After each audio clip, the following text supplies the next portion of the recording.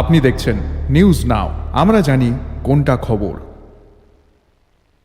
গতকাল অর্থাৎ 21 তারিখ মুখ্যমন্ত্রী মানিক সাহা ঘোষণা করেছিলেন বুধ এবং বৃহস্পতিবার রাজ্যের সমস্ত স্কুল ছুটি থাকবে।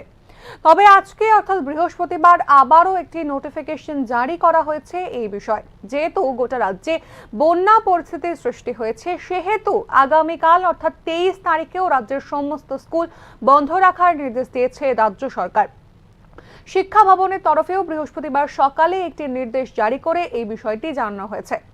যেমনটা আপনাদেরকে জানাচ্ছিলাম যে গতকাল অর্থাৎ 21 তারিখ মুখ্যমন্ত্রী মানিক সাহা ঘোষণা করেছিলেন বুধবার এবং বৃহস্পতিবার রাজ্যের সমস্ত স্কুল বন্ধ থাকবে। তবে আজকে অর্থাৎ বৃহস্পতিবার আবারও একটি নোটিফিকেশন জারি করা হয়েছে এই বিষয়ে।